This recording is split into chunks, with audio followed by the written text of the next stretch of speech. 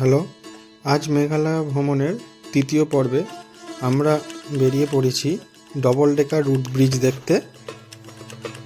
গতকাল আমরা আরবা কেভ এবং তারপর সেভেন সিস্টার ফলস দেখে গতকালের ভ্রমণ শেষ করেছিলাম এবং আজ সকাল সকাল single decker root bridge, living root bridge এবং double decker living root bridge দেখতে বেরিয়েছি।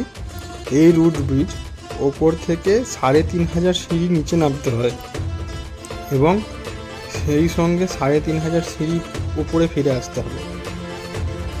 নামার সময় মোটামুটি ২ থেকে ২.৫ ঘন্টা সময় লাগতে পারে এবং ওঠার সময় আরও বেশি সময় লাগবে। আমরা পৌঁছে গেছি সিঙ্গেল ডেকার রুট ব্রিজ। এই রুট ব্রিজগুলি এক প্রকার রাবার গাছের প্রজাতি, সেগুলো স্থানীয় গ্রামের বাসিন্দারা বছরের পর বছর সময় ধরে বানিয়েছে। মাঝখানে হাঁটা চলার জন্য বাঁশ দেওয়া আছে এবং এই ধরনের খাড়াই সিঁড়ি দিয়ে আমরা নামতে নামতে চললাম ডবল ডেকার রুট ব্রিজ দেখতে। এই রুট ব্রিজ যাওয়ার পথে এরকম লোহার দুটো সেতু পড়বে, যেই সেতুগুলোতে একজনের বেশি দুজন যাওয়া অসম্ভব ব্যাপার।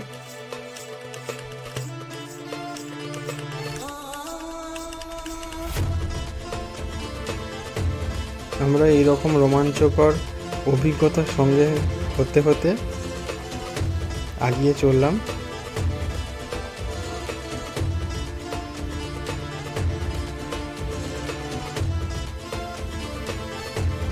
পরবর্তীকালে আপনারা যারা ভ্রমণ করবেন তারাও এই রোমাঞ্চকর অভিজ্ঞতার সঙ্গী অবশ্যই হবেন।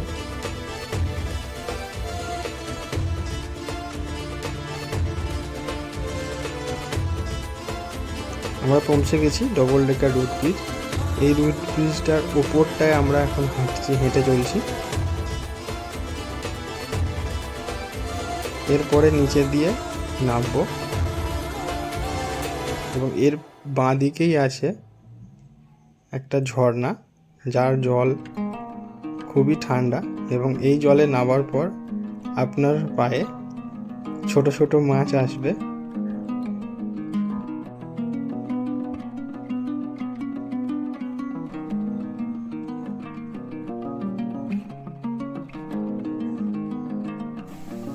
লিভিং রুট ব্রিজ দেখার পর আমরা এরপরে চলে এসেছিলাম গার্ডেন্স অফ কেভ দেখতে, যেখানে প্রবেশ মূল্য আছে ১০০ টাকা করে প্রতিজন। গার্ডেন অফ কেভের একটা সাইডে আমরা প্রথমে কেভ দর্শন করে এগিয়ে যেতে থাকলাম ভেতরের দিকে।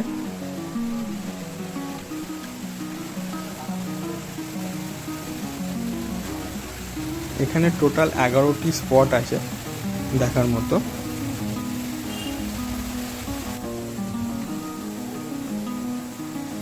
এবং প্রত্যেক স্পটেতেই নাম লেখা আছে, কোন স্পটের কি নাম এবং সেইখানে কি আছে।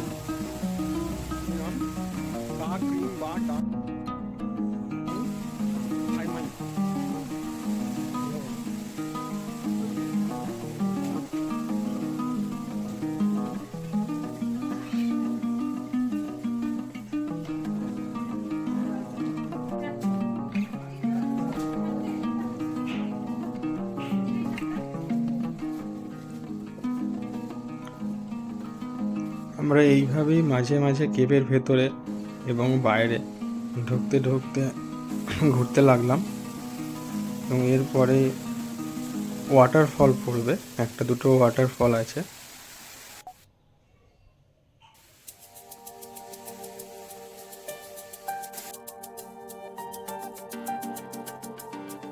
এই ওয়াটারফলসের সামনে দাঁড়াতেও ভালো লাগবে এবং দেখতেও খুব ভালো লাগবে। এগুলো সব প্রাকৃতিকভাবে সৃষ্টি হয়েছে, সেজন্য এগুলোর সৌন্দর্য অনেক বেশি।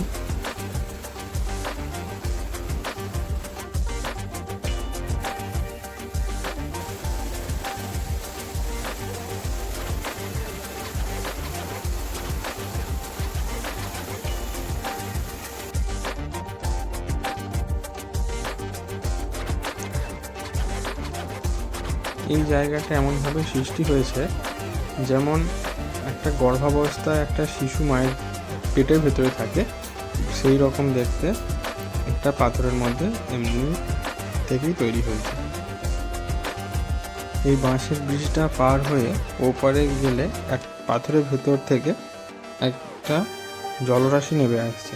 সেই জলরাশিটা এখানকার স্থানীয় লোকেরা মেডিসিন হিসেবে ব্যবহার করে, অর্থাৎ এখানে ওই জলটা পান করার পর শরীরে যে রোগ থাকবে সেই রোগ নাকি নিরাময় হয়ে যায়, এটাই প্রচলিত ধারণা অনুযায়ী।